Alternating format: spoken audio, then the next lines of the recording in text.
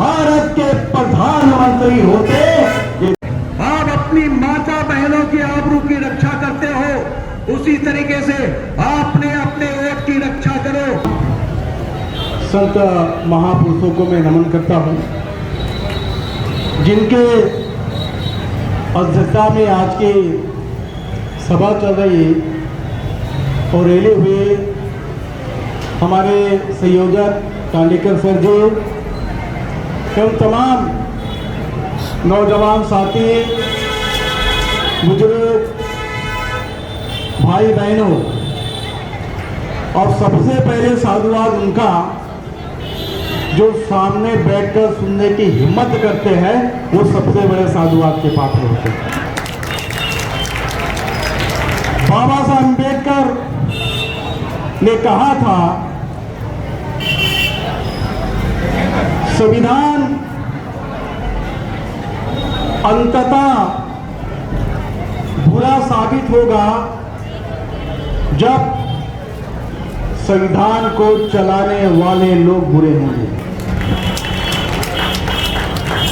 संविधान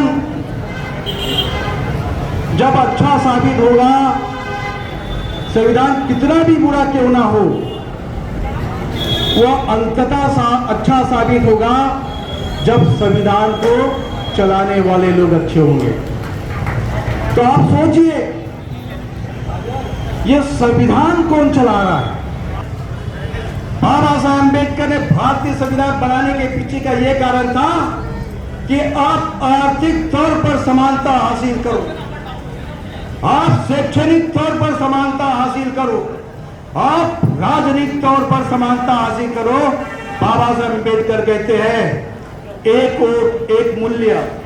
इस तरीके से हमने राजनीतिक समानता हासिल कर ली, लेकिन हमारे बीच में आर्थिक समानता और शैक्षणिक विषमताएं बनी हुई है। अब बताइए, आपके देश का सबसे अमीर व्यक्ति कौन है? अंबानी, अडानी। आपको सुनकर खुश होते होंगे, लेकिन बाबा साहब अम्बेडकर ने भारतीय संविधान देने के पीछे का उद्देश्य था कि इस देश में अगर 140 करोड़ जनता है तो 140 करोड़ जनता के बीच में इस देश की संपत्ति बराबर बंटनी चाहिए थी। ये बाबा साहब ने उस आधार पर संविधान लिखा।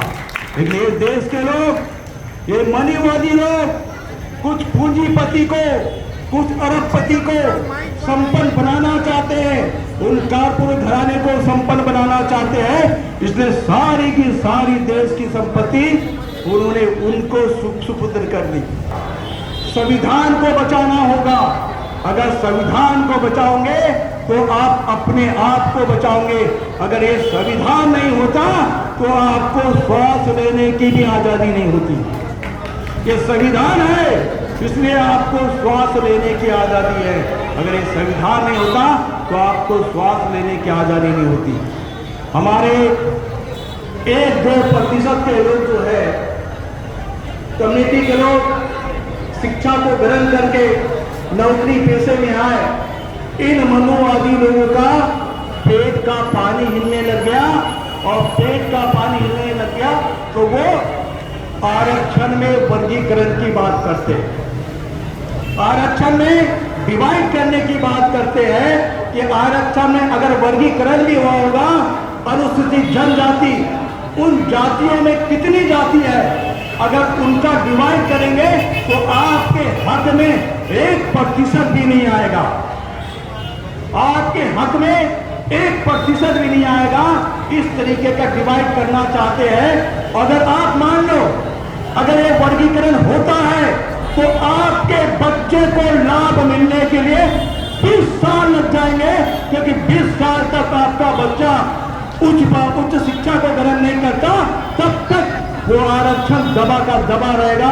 और 20 सालों में वो कितने लोगों को अपने आरक्षण के कैटेगरी में सम्मिलित नहीं हुए बोल के कितने अन्य जाति के लोगों को वो नौकरी में लगा देंगे।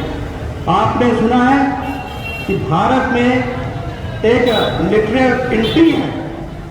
अभी कुछ दिन पहले मोदी सरकार ने 47 लोगों के लिटरल एंट्री का प्रावधान किया। उन्होंने निकाला विज्ञापन। उस लिटरल एंट्री में आईएएस अधिकारी से लेकर मुख्य सचिव तक के लोग जाने वाले थे, 47 लोग। उन 47 लोगों में आरक्षण का कोई भी प्रावधान नहीं था। सीधा स्वर्ण और वैश्य लोगों की सीधी भर्ती होती, जो आरएसएस को सपोर्ट करने वाले जो लोग हैं उनकी सीधी भर्ती होती। अगर वो सीधी भर्ती होने के कारण आईएएस अधिकारी, मुख्य सचिव अगर वो भर्ती होते, क्या वो आपके हक के लिए आवाज उठाते क्या? नहीं उठाते ना। बताइए, बहुमत की सरकार चाहिए कि अल्पमत की सरकार चाहिए? कौन सी सरकार चाहिए? कौन सी सरकार चाहिए? बहुमत की सरकार चाहिए बोलते हैं। अरे बहुमत की सरकार चाहने वाले लोग, अगर बहुमत की सरकार आएगी तो आपके हक और अधिकारों को मारा जाएगा। क्या बहुमत में आपको प्रधानमंत्री मिलेगा कि नहीं मिलेगा? क्या अल्पमत में प्रधानमंत्री मिलेगा कि नहीं मिलेगा? तो कौन सी सरकार चाहिए? अम्बेडकर भारत के प्रधानमंत्री होते, ये देश आज और प्रगति करता। आप जानो कि आज भी इतने मौलिक संविधान लिखने वाले डॉक्टर बाबा साहब अम्बेडकर आज भी अस्पृश्यता के शिकार हैं। अगर बाबा साहब अम्बेडकर अगर स्वर्ण जाति और वैश्य जाति में अगर जन्मे होते तो ये स्वर्ण लोग बाबा साहब अम्बेडकर को सर के ऊपर में रखकर नाचे होते, लेकिन बाबा साहब अम्बेडकर अस्पृश्य जाति में जन्मे, इसलिए स्वर्ण लोग और ये वैश्य लोग बाबा साहब अम्बेडकर को सर में रखकर नाचते नहीं। आप अपनी माता बहनों की आबरू की रक्षा करते हो, उसी तरीके से आपने अपने वोट की रक्षा करो। जब आप अपने वोट की रक्षा करना प्रारंभ कर दोगे तो आप सही सरकार चुनकर दे सकते हैं, क्योंकि आपके वोट के ही माध्यम से ये सरकार चुनी जा सकती है। तो इस बात को भी हमने समझना है। तो इस बात को जब हमने समझना है तो समझ के हमने काम करना है। समझ आया? अंतिम बात मैं बोलता हूं, ध्यान से सुन लो। बाबा साहब अम्बेडकर कहते हैं, जब देश और मेरे बीच में द्वंद्व होगा, विरोध होगा, तो मैं देश हित में जाऊंगा। बाबा साहब क्या कहते हैं? बाबा साहब क्या कहते हैं? बाबा साहब कहते हैं कि मेरे और देश के बीच में द्वंद्व होगा, विरोध होगा, तो मैं देश हित में जाऊंगा।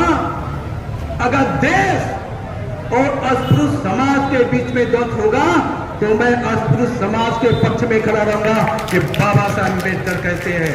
तो जिन्होंने भी अपने राजनीति को दरकिनार करके अस्पृश्य समाज के पक्ष में खड़ा होना चाहिए, वो जो अस्पृश्य समाज के हक और अधिकारों के लिए जो खड़े होते हैं, वही लोग संविधान बचाते हैं। जो संविधान की बात करेगा, जो संविधान की बात करेगा, जो संविधान की बात करेगा,